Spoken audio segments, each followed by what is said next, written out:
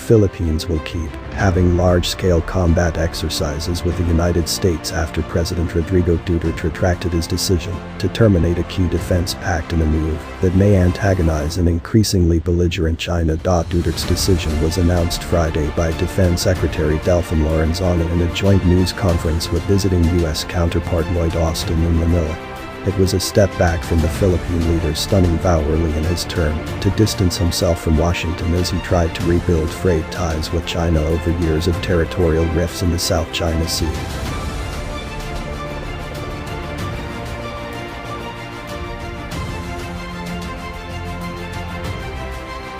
The president decided to recall or retract the termination letter for the FA, Lorenzana told reporters after an hour-long meeting with Austin, referring to the visiting forces agreement.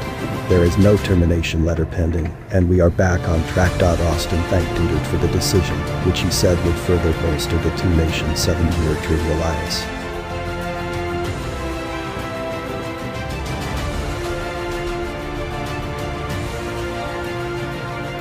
Our countries face a range of challenges, from the climate crises to the pandemic, and, as we do, a strong, resilient U.S.-Philippine alliance will remain vital to the security, stability and prosperity of the Indo-Pacific, Austin said. A fully restored FA will help us achieve that goal. Together.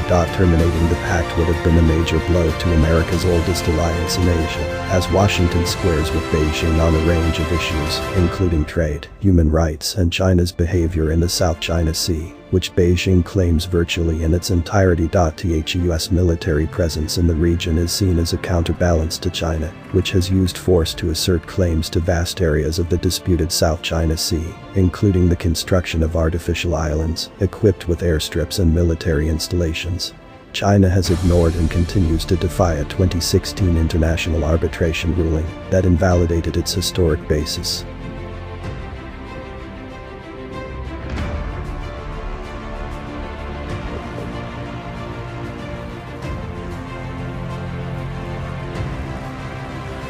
China, the Philippines, Vietnam and 3 other governments have been locked in the territorial standoff for decades. The U.S. doesn't lay any claim to the busy waterway and has sailed Navy warships close to Chinese-claimed islands on so-called freedom of navigation operations in a challenge to Beijing. Beijing has warned Washington to stay away from what it describes as a purely Asian dispute. In a speech in Singapore on Tuesday, Austin said that Beijing's claim to the South China Sea has no basis in international law and treads on the sovereignty of states in the region. He said the U.S. supports the region's coastal states in upholding their rights under international law and is committed to its defense treaty obligations with Japan and the Philippines.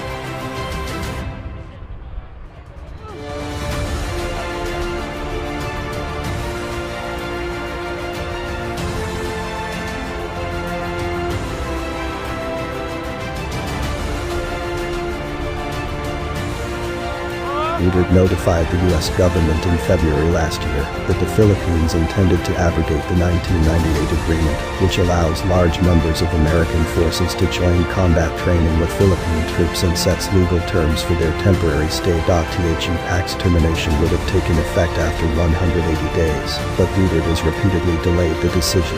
While it was pending, the U.S. and Philippine militaries proceeded with plans for combat and disaster response exercises, but canceled larger drills last year due to the coronavirus pandemic. U.S. and Philippine forces engage in about 300 activities each year, including the belligerent, or shoulder-to-shoulder, exercises, which involve thousands of troops in land, sea and air drills that often included live fire.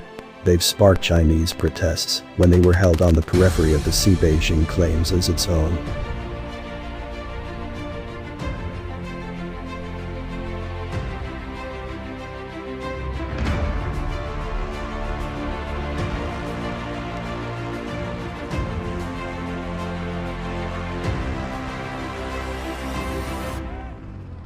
The belligerent exercises resumed last April, but were considerably scaled down due to continuing COVID-19 outbreaks and lockdowns. A Philippine military official told the Associated Press that the U.S. continued to provide intelligence and satellite and aircraft surveillance photos of Chinese activities in the South China Sea despite Duterte's earlier threat to abrogate the FA. The U.S. images have helped the Philippines to become aware of encroachments and lodge diplomatic protests, said the military official, who spoke on condition of anonymity for lack of authority to speak publicly.